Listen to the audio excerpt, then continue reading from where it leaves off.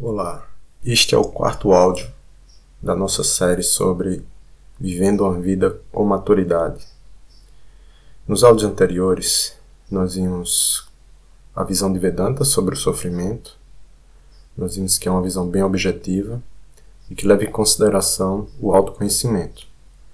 Hoje nós vamos ver alguns passos que são propostos por Vedanta para vivermos uma vida com maturidade. Vamos ao texto. Vedanta não nos oferece um caminho fácil, ou seja, um caminho que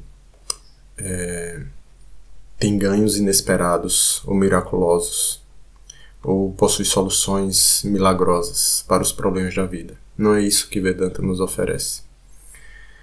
O que ele nos faz, ele nos exorta a encarar as realidades da vida vivendo com maturidade.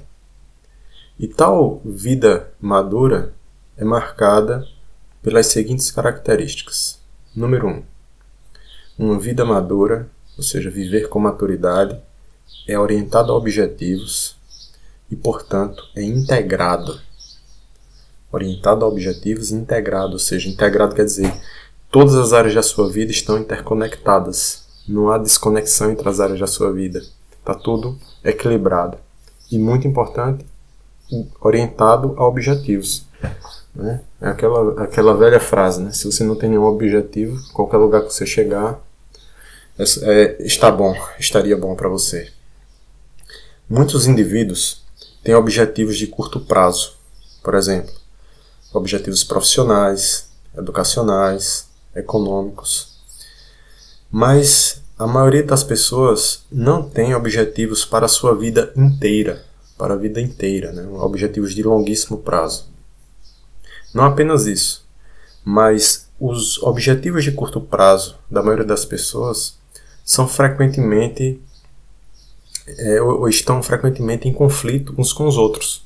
Os objetivos de curto prazo estão em conflitos uns com os outros, para a maioria das pessoas.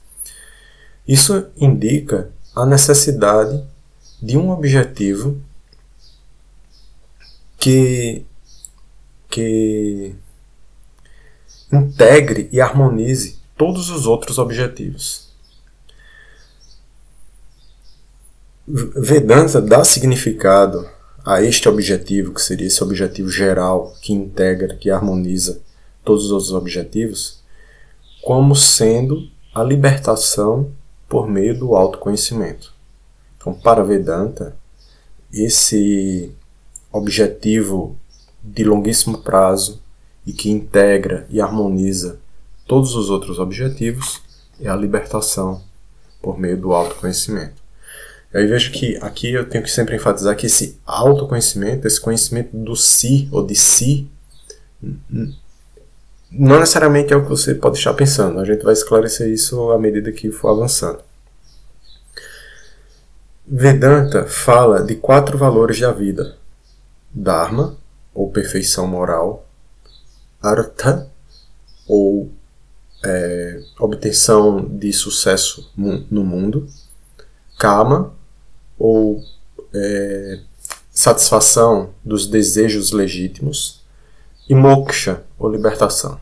Então, esses seriam as quatro categorias de valores, né, da vida. Que algumas pessoas às vezes falam também os 4 objetivos, né, da vida de uma pessoa. Os 3 primeiros valores se tornam significativos apenas quando eles são cuidados, né? Eles são realizados para o propósito do 4º objetivo. Então, os 3 primeiros objetivos, repetindo, são Dharma, ou perfeição moral; Artha, ou alcance de sucesso mundano no mundo; Kama, ou satisfação dos desejos. Esses três primeiros objetivos, eles só se tornam realmente significativos quando são realizados para permitir que o 4º objetivo ocorra, que o 4º valor ocorra, que é moksha, ou a libertação.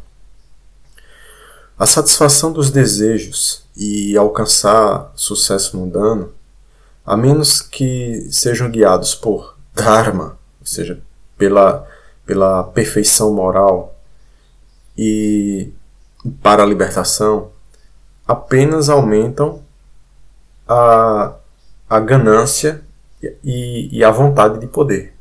Então, se esses objetivos de alcançar sucesso no mundo e alcançar a satisfação dos desejos, eles não forem conduzidos com o objetivo de moksha, eles só vão cada vez mais aumentar a nossa vontade de mais, né? Porque esses desejos eles são insaciáveis.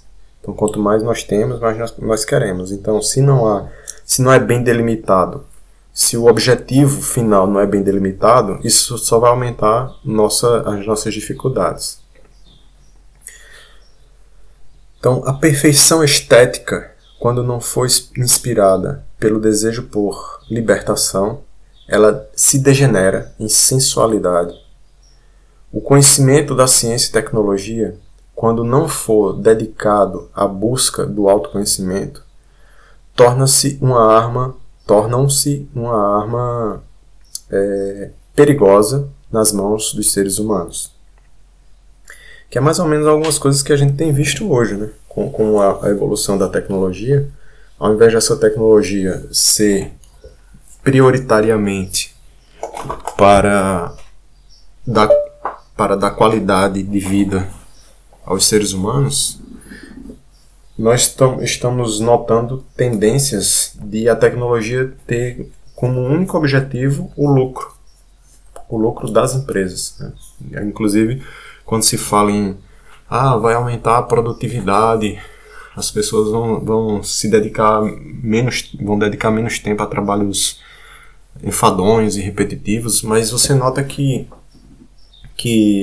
ao invés de esse tempo extra que sobraria para as pessoas que estão sendo mais produtivas, ao invés do tempo extra ir para elas, ou elas ganharem mais por isso, na verdade elas não ganham nada com isso. O trabalho delas aumenta, né?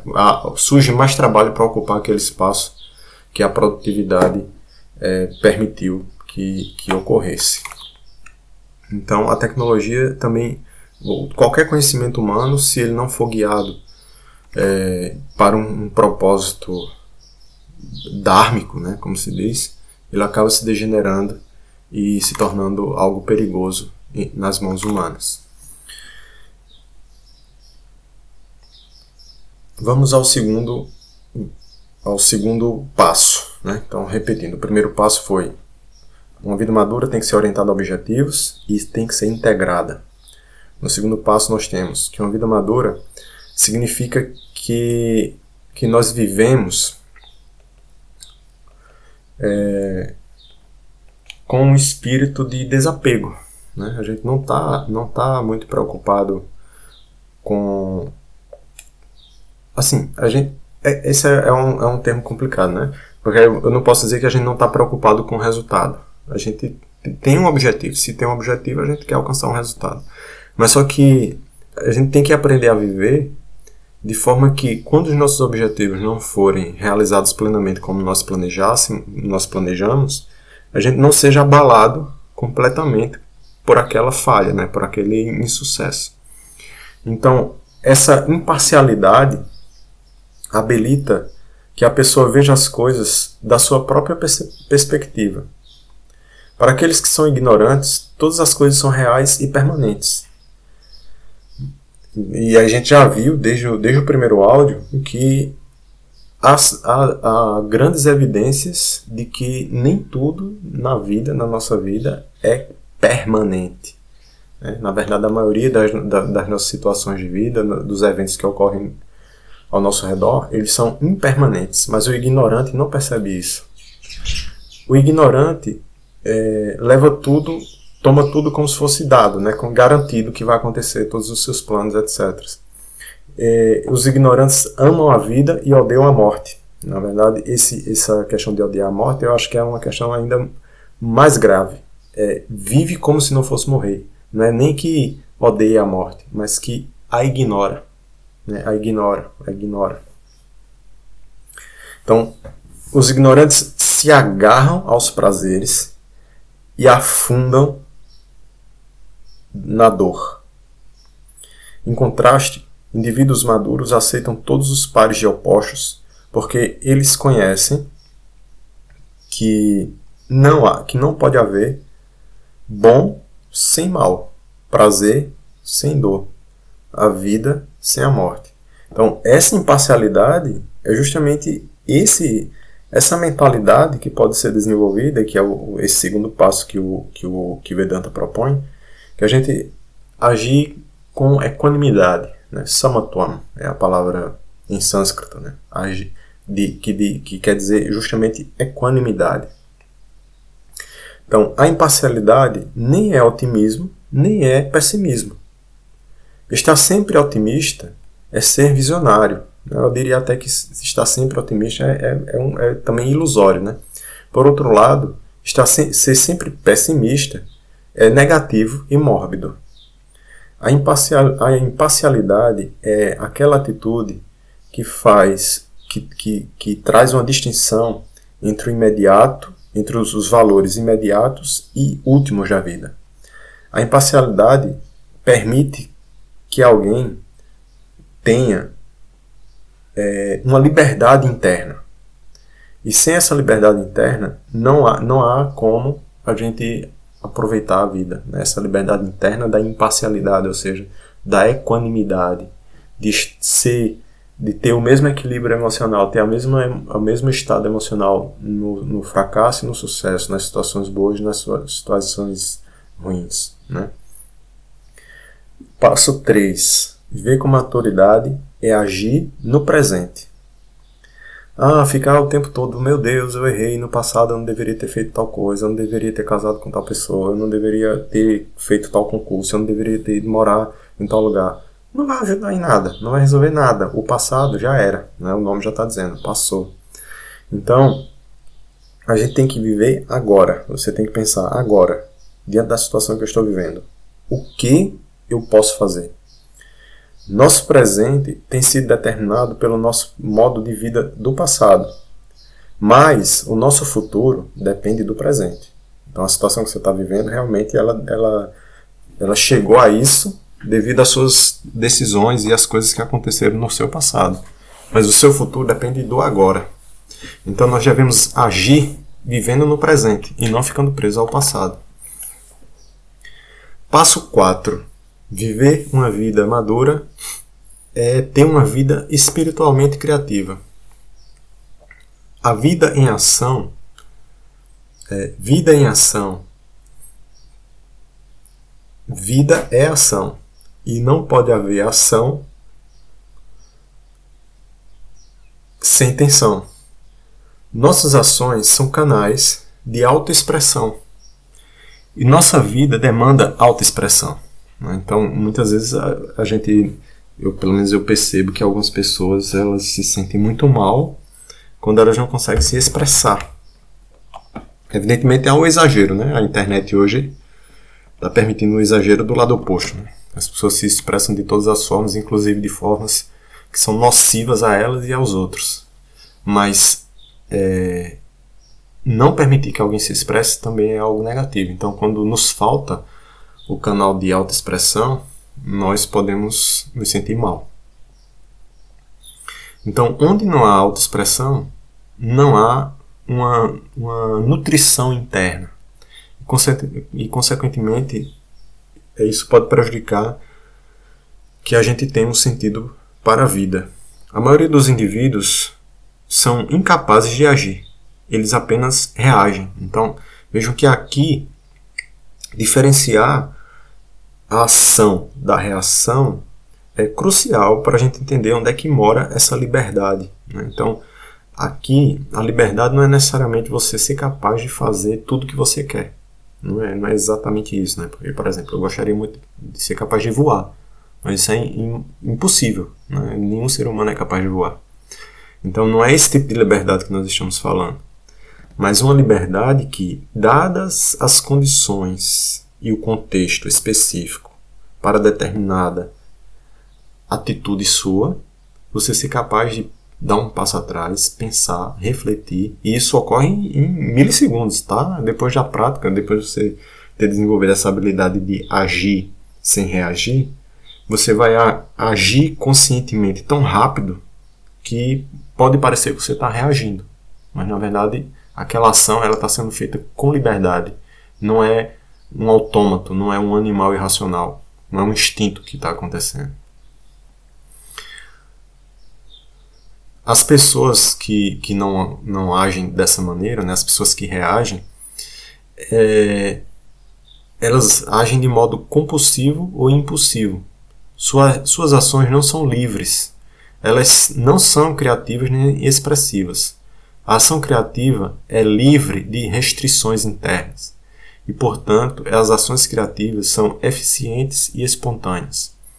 A autoexpressão, contudo, necessita de uma prática de autocontrole.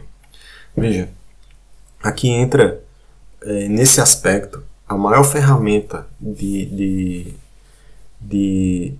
autoconhecimento que nos permite desenvolver essa capacidade de liberdade, de agir e não reagir, né, de ter autocontrole, de expressar-se livremente, é o yoga. O yoga no sentido amplo, né? Envolve tudo, como asanas, pranayama, meditação e etc.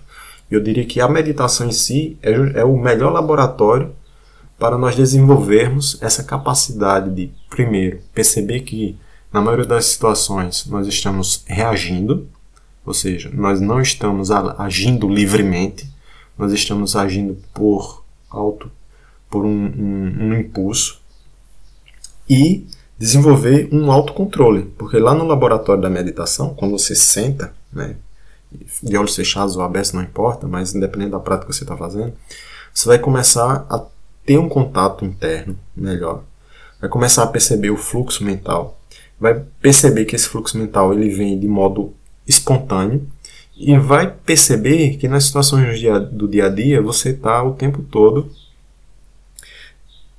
ou na maioria das vezes, né, as pessoas que não têm ainda essa habilidade, elas estão o tempo todo sendo levadas pelo fluxo da mente. O que vem na mente, de acordo com o que vem na mente, ela age.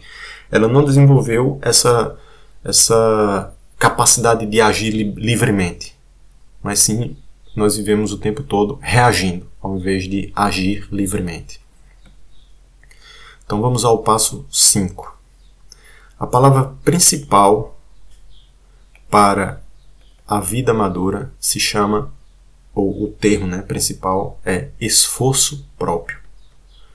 Não piedade de si. Não é uma questão de ter piedade de si mesmo, né, de ter dó, de ter pena de si mesmo, mas sim de ter esforço próprio. Nada acontece por acaso. Nós obtemos o que nós merecemos. Agora, a gente tem que estar atento também aqui ao fato de que só porque você se esforça não quer dizer que você vai conseguir o que você quer. A gente tem que perceber que nós vivemos numa malha cultural, social, espiritual. Nós estamos envolvidos num jogo de forças que podem ser maiores do que a nossa força, pode ser maior do que o nosso esforço.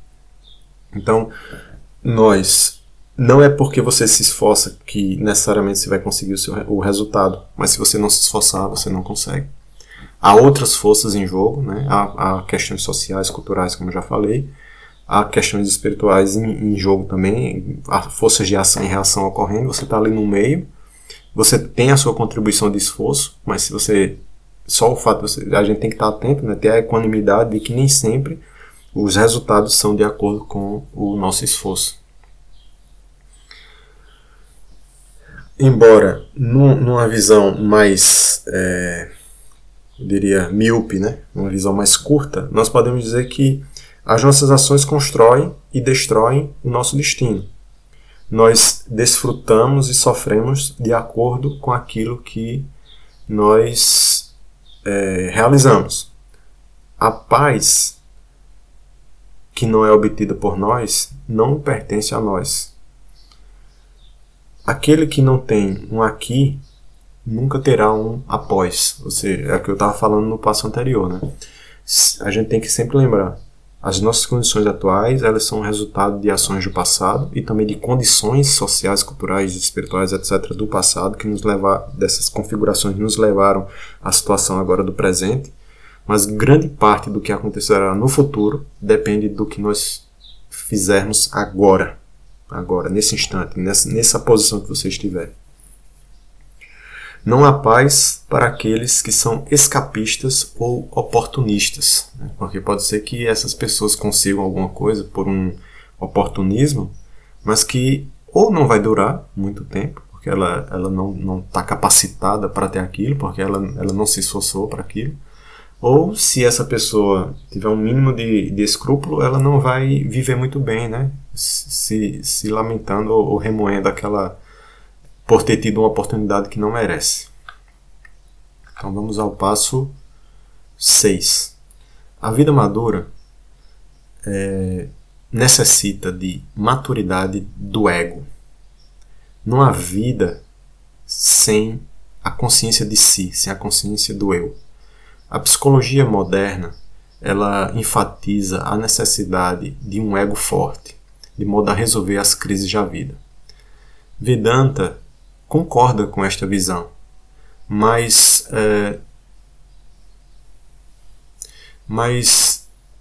diz que o ego, de modo a ser forte, ele deve ser maduro. A Bhagavad Gita menciona 3 tipos de ego: tamásica, ou seja, não desenvolvido; rajásica, aqui o autor está colocando como inflado; e satívico, que é o maduro. Então veja que a Bhagavad Gita ela associa essas três características do ego com rajas, tamas e sattvas, né? Tamas seria uma coisa mais deprimida, vamos dizer assim, um psicológico mais deprimido. Um rajásico seria um mais ativo, né? O satívico seria um mais equilibrado, iluminado, né? Esses 3 tipos de ego indicam 3 modos de vida: o imaturo, o pervertido e o saudável. O ego tamásico, como ele é imaturo, é subdesenvolvido e está sempre impulsivo e defensivo, se auto-incrimina e é sempre pessimista. Um indivíduo com ego tamásico não tem auto-identidade, não tem autoimagem. Ele é apenas uma reflexão daquilo que os outros pensam sobre ele.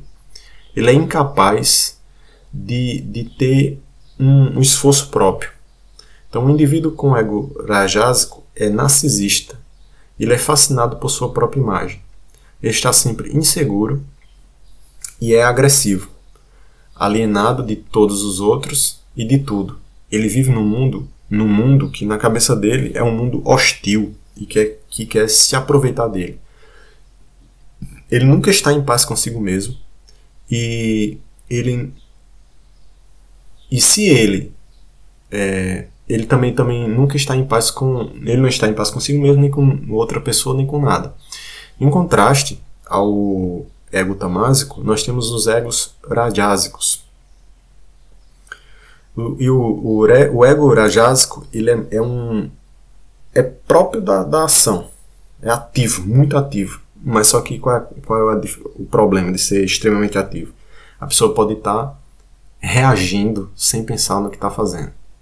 Mas em contraste, o ego satívico simboliza maturidade. Um indivíduo dotado de ego satívico é responsável, integrado, discriminativo e nunca é defensivo ou agressivo. O ego satívico é forte e, portanto, é humilde, maduro e, portanto, ele é puro. Certo de sua autoidentidade, ele não busca o holofote dos outros. Ele é resiliente e é capaz de ajustar suas necessidades às circunstâncias. Então, essa é uma característica extremamente importante. Ajustar as necessidades às circunstâncias. Observe que isso é um sinal de maturidade, né? Porque ao invés de a gente estar reclamando pelo que não tem, a gente pode trabalhar com o que tem para alcançar aquilo que não tem, em vez de ficar se lamuriando pelo que está faltando. Então, o ego satívico, ele sendo sábio, ele está ansioso para aprender e para aumentar a sua sabedoria. A maturidade do ego não pode ser dada a nós. Nem ela pode ser, nem nós podemos fazer um cronograma de quando é que nós vamos chegar a ela. Ela é uma maturidade que vem de modo orgânico e que pode crescer e florescer por meio da vida madura. Então essa maturidade vem por meio de uma vida que você se esforça para ser maduro. Então é por meio do esforço que isso vai acontecer. É por meio você vive tentando ter uma vida madura e acaba tendo essa vida madura. Passo 7. A vida madura é marcada por um ritmo. O ritmo do recolhimento, da introspecção e da resposta, da contemplação e da ação, do apego e desapego. Então, veja, tem um ritmo, vai e volta, apego, desapego, apego, desapego, apego, desapego, introspecção, resposta, contemplação, ação. Onde não há introspecção na contemplação, não pode haver uma resposta efetiva às dificuldades da vida ou aos deveres da vida. Este também é o ritmo da natureza. Após o trabalho duro de um dia inteiro, a natureza nos força a descansar, a ter uma introspecção por meio do descanso. Mas isso é apenas uma introspecção física. Mesmo que o corpo descanse no sono, a mente pode permanecer ativa. Portanto, a introspecção da mente, por meio do desapego, é muito necessária. Então, isso tem que ser algo consciente. Não é só porque você deita para descansar que você está tendo introspecção. Os dois aspectos do ritmo representam nosso ser e nosso vir a ser. O ser indica a necessidade de uma autorrealização, enquanto o vir a ser representa uma autoexpressão. Então nós temos uma autorrealização. Aqui ele está representando esse ritmo como autorrealização, autoexpressão, autorrealização, autoexpressão. Então não há um ser sem um vir a ser, pois não há uma autoexpressão sem uma autorrealização. A vida madura ocorre com a inspiração do yoga. Yoga não é o desempenho de algum conjunto de atividades especiais ou rituais esotéricos. Aquilo que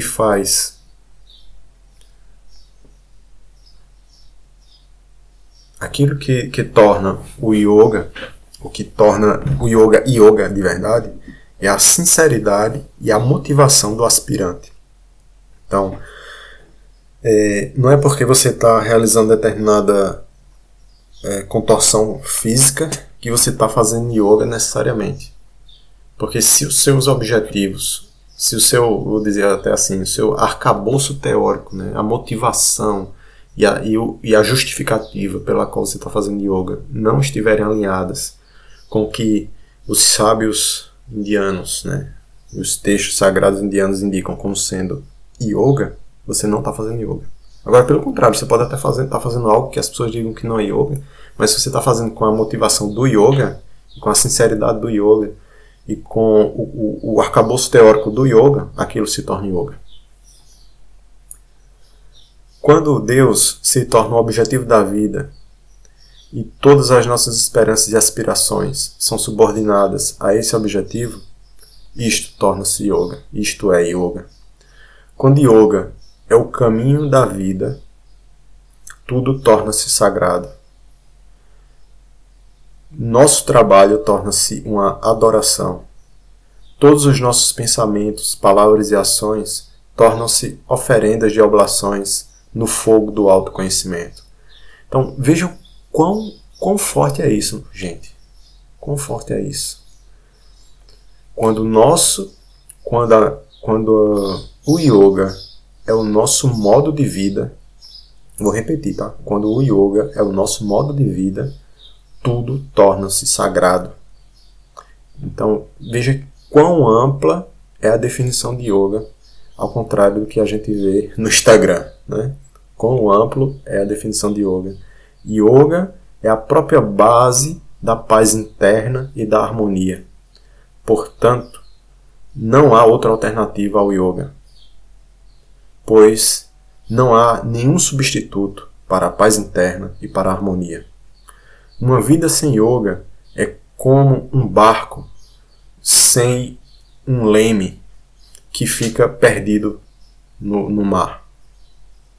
A Isha Upanishad nos diz: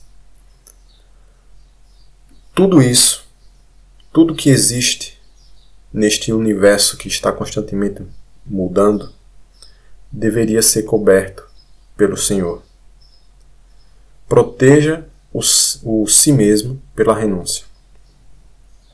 Então, todas as nossas possessões mundanas e aspirações, nossos dons, nossas habilidades, aquilo que nós alcançamos, sejam eles físicos ou mentais, morais ou intelectuais, nunca contribuem para a paz ou para a felicidade, ou nunca contribuirão para a paz ou para a felicidade, a menos que eles sejam usados para a prática do yoga. E aí, prática do yoga, como eu falei anteriormente, gente, tá? Não é simplesmente ou apenas pôr o pé atrás da cabeça. A prática do yoga é: quando o yoga se torna o seu modo de vida, tudo torna-se sagrado. O yoga é a própria base da paz interna e da harmonia. É esse yoga que eu estou falando. O ápice de todo yoga é a autorrealização, que é a liberdade resultante de uma maturidade interna. A alma liberta é também conhecida como a alma livre. E a alma livre não é livre de nada, não está livre de nada. Ela é livre no meio de tudo. E ela é livre porque ela evoluiu em uma maturidade suprema. Viver com maturidade é algo que pode ser aprendido apenas vivendo. Então você aprende a viver com maturidade vivendo, e não ouvindo ou lendo sobre isso. Então, essas palavras que você está ouvindo de mim, elas não vão te tornar maduro, mas elas poderão te ajudar a despertar o interesse por viver de forma madura. Então, a fundação, ou fundamento da vida madura é uma humanidade que está sempre pronta a tomar riscos, a realizar, a cometer erros e a aprender. A humanidade é o sine qua non de toda virtude e de toda sabedoria. A humanidade sempre precede a divindade. Aí, o que é que isso quer dizer? Que para poder nós nos conectarmos com algo que está além do ser humano, nós devemos ser humanos, em primeiro lugar. Então, muito obrigado por terem ouvido este áudio até aqui. Espero que tenha sido extremamente benéfico para você. Se você está gostando, por favor, compartilhe esse áudio com outras pessoas que poderão se beneficiar. Eu estou postando também isso no canal Ciência Contemplativa no YouTube. Lá tem uma playlist com todos esses áudios. Tem um canal no WhatsApp também e no Telegram. O link para todas essas mídias está no Linktree. Em todos esses canais eu tenho a Linktree lá, que você pode escolher por qual canal acessar esse áudio. Muito obrigado. Se você está ouvindo pelo YouTube ou pelo Instagram, por favor, deixe seus comentários, né? Porque isso é muito importante para eu saber a direção dos próximos áudios, se está sendo benéfico para vocês e o que mais eu poderia melhorar. Obrigado, até o próximo.